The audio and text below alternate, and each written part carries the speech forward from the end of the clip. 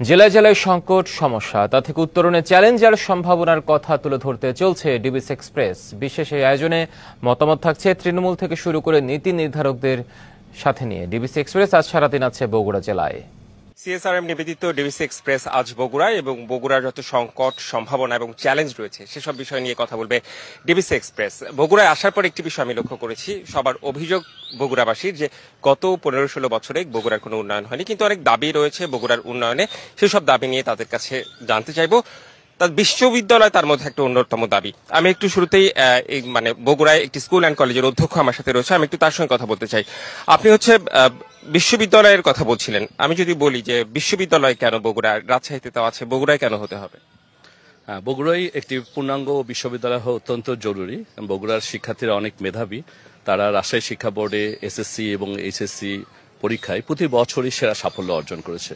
কিন্তু আমাদের এই শিক্ষার্থীরা অত্যন্ত মেধাবী হওয়া সত্ত্বেও তাদেরকে কিন্তু বগুড়ার বাইরে উচ্চশিক্ষার জন্য যেতে হচ্ছে, এবং এটি আসলে যারা বিশেষ করে দরিদ্র এবং তারা কিন্তু আসলে অর্থের অভাবে অনেক সময় উচ্চশিক্ষা থেকে তারা বঞ্চিত হচ্ছে।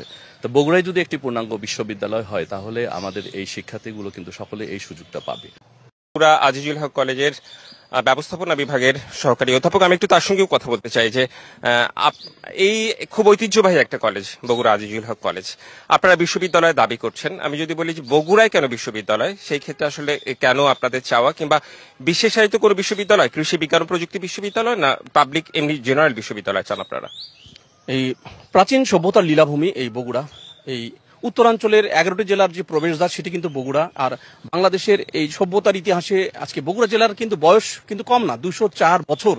সেই জেলাটি 19টি বৃহত্তর জেলা, সেই জেলাটি বিগত দিনে এখানে কোনো বিশ্ববিদ্যালয় করা হয়নি, অথচ এখানে হওয়া উচিত ছিল। আর আমি যেটি বলতে চাই, এটা একটা কথা ইতিমধ্যেই শুরু হয়ে গেছে যে আমি চাই বগুড়াতে সাধারণ একটি পাবলিক বিশ্ববিদ্যালয় আমরা চাই, কারণ সাধারণ পাবলিক বিশ্ববিদ্যালয়ের দেশে ইতিমধ্যেই 19টি বিজ্ঞান ও প্রযুক্তি বিশ্ববিদ্যালয় রয়েছে, যেগুলোতে আসলে বিজ্ঞানের পাশাপাশি ব্যবসায় শিক্ষা, মানবিক প্রত্যেক শিক্ষার্থীদের যে অবারিত সুযোগটি সেটি কিন্তু তাদের নেই। তো আমরা চাই বগুড়ায় একটি সাধারণ পাবলিক বিশ্ববিদ্যালয় হোক, এবং তবে শর্ত একটি আমাদের থাকবে যে সেগুলোতে যেন আধুনিক যুগোপযোগী জীবিকা নির্ভর, যেমন AI technology, robotic science, international business, international law, এই ধরনের সাবজেক্টগুলো এখানে যেন পড়ানো হয়। আর একটি কথা আপনাকে বলে রাখি, বগুড়া আজিজুল হক কলেজ এটি অবশ্যই থাকবে। এখানে এই অঞ্চলের 21টি জেলার শিক্ষার্থীরা পড়াশোনা করে। আর আরেকটি কথা হচ্ছে, বগুড়া এটা কিন্তু তাদের দয়ার দাক্ষিণ্য নয়, বগুড়াটি একটি দাবি এবং একটা অধিকার তারা পাবে। অবস্থানগত কারণেও বগুড়া, আসলে বগুড়ার মানুষ এটা চায় বগুড়া বিশ্ববিদ্যালয়, আজিজুল হক কলেজ এই কলেজই থাকবে ঐতিহ্যবাহী প্রতিষ্ঠান হিসেবে, কিন্তু আলাদা স্বতন্ত্র একটি বিশ্ববিদ্যালয়ের দাবি বগুড়াবাসী। রাত সারাদিন আমরা থাকবো বগুড়ায়, বগুড়ার যত রকম সংকট রয়েছে, সম্ভাবনা রয়েছে, সেসব নিয়ে কথা বলবো। ডিবিসি এক্সপ্রেসের সাথেই থাকুন।